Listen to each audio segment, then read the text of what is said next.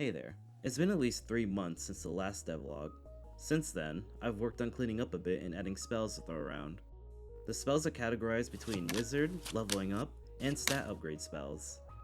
Lucina, for those who don't know, is a psychic, and is capable of a lot of psychic and psionic abilities, but only those. So, other kinds of spells would only be available through scrolls or other means. I'm classifying those as wizard spells. Status spells are filler upgrades where any of the other spells would run out. I also have the means of stacking charges with spells. They would be relatively simple, but hey, let's just get into it.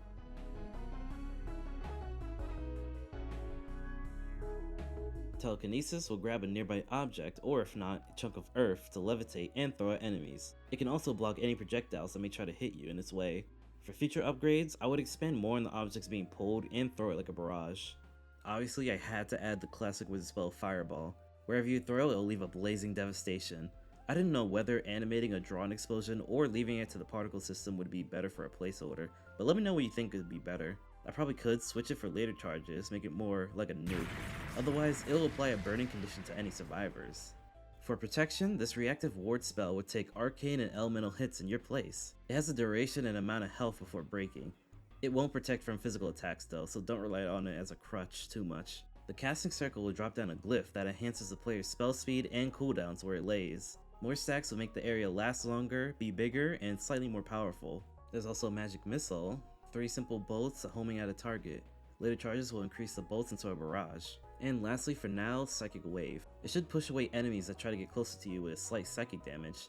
It's not that most visually impressive, so I saved it for last. Luckily, making custom spells like these really didn't take much at all. I have a Trello board for future ideas I want to come up with, but I just wanted to make these 6 so far for a visual example. Now for the updated rooms, I almost forgot that these weren't in the last devlog. The Paladin room now has furnishings and NPCs to interact with. The special ones to go with is the Juggernaut and the Cleric.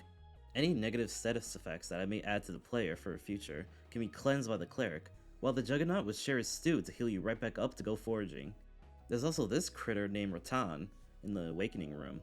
He will provide 1 free level up when you meet him. Originally, I wanted him to give a free boon like the gods from Hades, but I'm not making Hades, nor should I really strive for it by myself.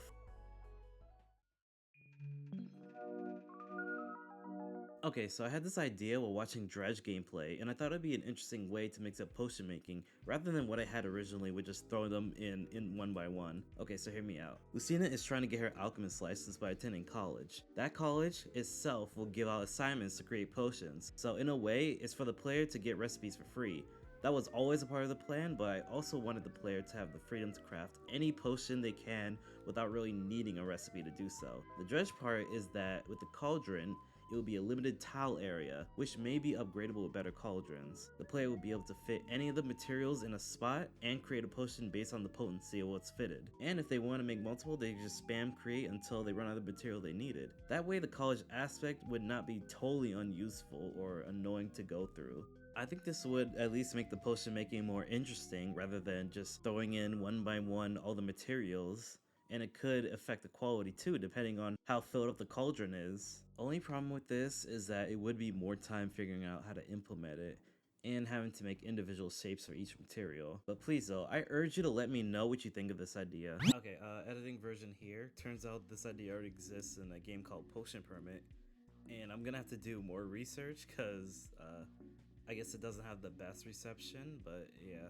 I know it's gonna be a while before I can make anything definitive, but I would want to make the game people would actually want to play, so really let me know. Now to keep it short, for what will focus on the future, obviously again, it's enemies and mini bosses, but also for the website, it does need to look more professional looking at least. And then there's trying to get a title screen and saving the game sorting out. I know I should think about stuff I can't do, like music. I just assume I can't afford it and I put it off for later, but it'll bite me in the end if I don't figure it out. Subscribe to stay notified on my progress. I try to post it everywhere I'm at. Admittedly, I'm not that fast, nor do I get much traction, so your support really does mean a lot. Till next time, I'll be working until the country topples.